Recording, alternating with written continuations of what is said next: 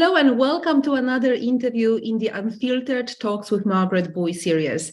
Today I have with me my good friend Sarah Moss, who's an organizational psychologist and HR consultant, and she's currently a director of employee experience strategy execution at Qualtrics.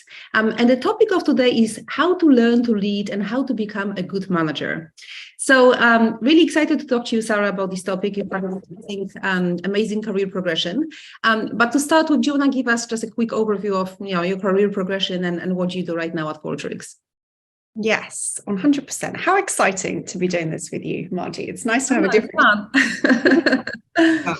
fun. So yes, as you say, I'm currently on the leadership team for a tech company called Qualtrics, and we develop employee feedback products. We develop feedback products, and the area that I work in is in our employee feedback part of the business.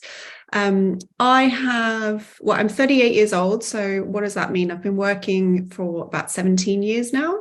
Is that right? Yes, 17 years. I would say I had a bit of a slow start to my career. Maybe not a slow start, but definitely was not one of those people that came out of uni knowing exactly what I wanted to do. So I basically kind of graduated with a degree in German, which still often I can bust out my German and it's a good party trick, but I wouldn't say it was a big kind of business advantage that I got. Fell into my first job in recruitment, like lots of people do. That's obviously where we met, in my first job out of uni. And then probably decided fairly early on that I didn't want to be in recruitment, but wasn't quite sure how to get out of it. So ended up going traveling, as you do, moved to Australia, and from there found an opportunity to move from recruitment into project management for employee feedback surveys and HR consulting. And then I would say my career really started. I really found something that I was passionate about, which was people at work, organizational psychology. I did about 6 years in HR consulting altogether, and then moved back to the UK, and started, I suppose, the next phase of my career, which was a career in tech. So I joined this company called Qualtrics. At the time, we're a 600-person smallish tech company, and I've been there for 8 years now, and has really been just, I guess, an amazing journey and an amazing experience. And was started as the first psychologist on staff, and now sort of have grown to become a broader leader within their business, where I build functions and I build teams, and ultimately help us deploy our services to customers in a better and more meaningful way. And it's a nice job because it means I get to do a bit of org psychology. In that time, I also did a master's and I'm studying for a doctorate, but I'm still very much feet on the ground, very much trying to solve real world business problems, manage people, lead teams, manage executives, all of that fun stuff. No, thank you for that introduction. So you've been leading teams for, I think, 4 years or so, right? Maybe more, something like that. Yeah. Okay, so what's your leadership style like? Yes, good question. I would say it is ever evolving. I definitely do not have the same leadership style as I did when I first became a manager. I was quite a should we say rigorous manager when I started, and just really felt the need to keep this drumbeat going and keep this pulse going. And I've definitely mellowed and softened and realized that some of the best advice I got was that if you want to go far, go alone. But if you want to go further, go together. So just learning to kind of slow down, chill out a little bit, set the right amount of structure, but also give enough space for people to figure it out themselves, and just, I don't know, give them space to, I suppose, be themselves and express themselves. So it's funny enough, I actually have moved out of one of my teams recently, and my old team wrote me a card, which is a nice reflection of how people see you as a leader. And one word that made me really happy to see come through was fun. They were always saying, you make work fun, you're always making jokes, you make people feel at ease, you make people feel comfortable, but also set good performance standards and help us to get better. So I would hopefully say that my leadership style is a mix and hopefully a balance of fun and good humor, as combined with high performance standards and enough sort of execution push that it's a nice blend. Yeah, that's great feedback. Absolutely. Congratulations. And what tips would you give to someone to become a good manager? So I've had a lot of coaching clients who are maybe just starting their first management role, or they actually already started the management role, but they're just not feeling very confident yet because it was such a big step up. So maybe they were a team leader, maybe it's just the first management role. How would you start? Like, let's say the company doesn't provide any formal leadership training. What would be your tips to become a good manager? Yeah, I actually have a mentee at the moment in my company, and she's in a similar position. She would like to grow her career. There isn't really an opportunity for her to do that. She was given sort of one person to sort of mentor / train. Didn't find it super easy or super rewarding, and was really looking to understand how she could understand a bit more about management and leading without necessarily being in a leadership role. The first thing I would say is I genuinely believe that leadership equals influence. So if you can influence, you are leading. And for a long time, and I think it was appropriate, for a long time, having a management title was very important to me. And I think it is important. I think it's just sort of something that a skill that you need to have in your career. But now I've actually moved back into an individual contributor role, but I have to do a lot of leadership in that role. But I have to kind of lead from the side and try and influence, and I have to make it make sense for people to follow me and for people to lead what I do without necessarily having any kind of hierarchy over them. And I think that is potentially a more valuable skill than the ability to have people do what you need them to do because they have to, because you're their manager. And I'm really working on, I think I'm getting better at it. I've got a long way to go on having that skill of just influencing from the side rather than delegating from the top. With that said, I have learned a lot about, I think, being a good manager over the years. I personally think that there has to be a mix of, I know, so I always think I'm not a parent, but I think it must be a lot like having a toddler where you kind of want to make space for the person and their independence and their independent thought, but you also are like, okay, now we have to have dinner, so you're going to sit down and eat. And I think it's a little bit like that. I'm always trying to, I really spend a lot of time getting to know my direct reports. I really try, and it takes time. You can't do it in one-on-one. You have to do it over months. Just really try and understand from them, what do they want, what interests them, what are their aspirations. Some people you can tell are super driven and they just want money and they want more and more. Some people just want a good lifestyle and to do interesting work. I always make space for my employees. I think one of my secret tricks as a manager was that I always had a 1 hour time slot reserved for a one-on-one with every employee every week.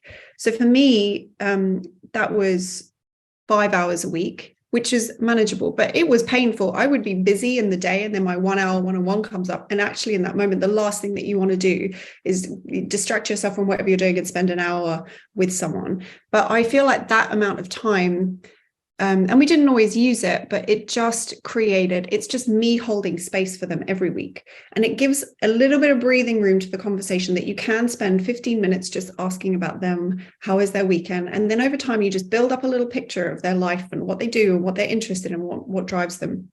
And I think making that space is super important. And if I didn't understand what my team wanted and be able to give that to them, they don't have a lot of reasons to go above and beyond for me, I suppose. The second thing, so that's the first piece, is just genuinely listening to and being curious about the person and genuinely trying to understand what they are and who they are. Maybe not what they are. Absolutely, that's all great advice. Yeah. But then I think there is a kind of just the structure of management that's really important. So I learned the hard way that actually a lot of my job is I have to create clarity for my team. I'm lucky I have a team that was very open with me, and they were very open when they said, look, it feels like priorities aren't clear. When something comes in a quarter, it just gets added to the plate. We don't necessarily know what to prioritize. So I instigated, I guess, sort of a routine that we got into as a team, that the team learned was coming up. Like, these are our priorities for the quarter. everybody had a sense, we kind of asterisked the jobs that were the most important ones. And then there was like everything else that could flux in and out. We actually checked in as a team. We alternated each week, different people on the team, but we checked in on how all of those priorities were going and how people were tracking against there. And if there was anything that looked like it was slipping or didn't. It sounds kind of boring, but I realized that it just makes everybody's life a lot easier if you have this just drumbeat of looking at what's important, what are you working on, how are you doing? And then, of course, when it comes to, giving feedback, you can do it in the context of that rhythm or in the context of that sort of natural steps that you've put in place, rather than, that whole thing of suddenly at the end of 6 months, you're jumping up and giving somebody a piece of feedback that was a complete surprise to them. It's much more continuous and in the context of work, which I think is quite important. That's great. And you also hire managers, right? Or maybe not through the current role, but you've hired managers before. What do you look for when you hire managers who manage teams? I will always look for EQ, number one, always. I actually did. So for my team, I actually handed it off to a manager, to somebody to manage them. They weren't a manager in the company before, but I was always had a bit of a succession plan in mind. And I would say any good manager will have a succession plan in mind. So I had an eye out for who would be a good fit. And I had two potentials on my team who were level wise, with the right brief. The person that I chose was the person who I want to say, and they also chose, but the person that I felt was the better fit was also the person who was always looking for ways to improve the team. They were always the one who just, we should probably get together and figure out, I don't know, what we're going to do about this particular issue. I'll go and I'll find some time in everyone's diaries and get everyone together and maybe start off a kind of a one-pager to get us thinking about it. Just the little taking the initiative activities, not to mention on the calls, just a really helpful, positive voice. One of the things I find really hard about being a manager actually is trying to bring authenticity into really difficult times. I work in a tech company. The tech industry is going through a really difficult time right now. We had to make layoffs across the organization a couple of months ago.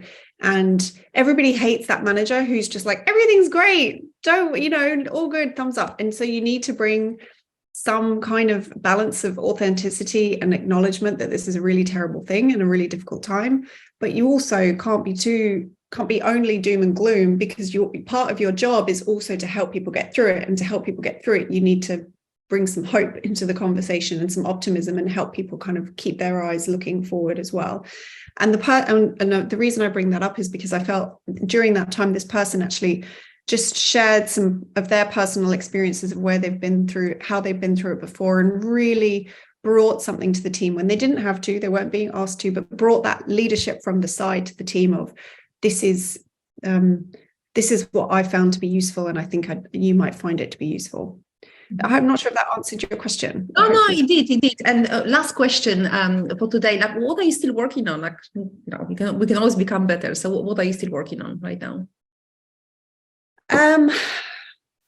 I probably two things.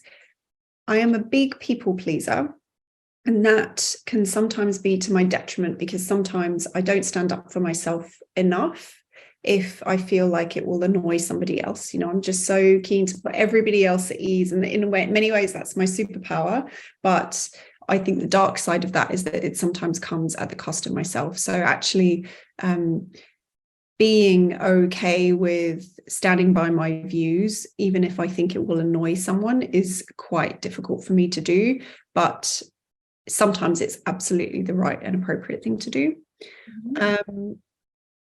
I think that I also have a tendency, my first reaction, if I see something needs doing, is to do it. And that's always a reaction I'm constantly trying to catch in myself, because at the end of the day, somebody gave me a really good piece of advice once. Is when you take that job and you do it yourself, you're actually robbing somebody else of the opportunity to do it and learn it and get better at it. And it's so true. And my frame of mind is always, oh God, no one wants to do that. What a crappy job. That's rubbish. But actually it is experience that somebody else could be having that you're kind of hoarding. I still have to manage that instinct in myself, just to be like, just get it done, just do it quickly, or don't bother somebody else with it. Whereas actually the better thing to do is just to farm out as much as possible as you can to people. It's better for them and it's better for you. Absolutely. Yeah. At least you're self-aware. Many people are not. So now, thank you so much for all of these great advice. That was great. So yes, thank you very much, everyone, for listening. I really hope that you found it useful. And if you would like to contact Sarah, I will link her LinkedIn profile. So thank you very much for watching. And I will see you soon on another video.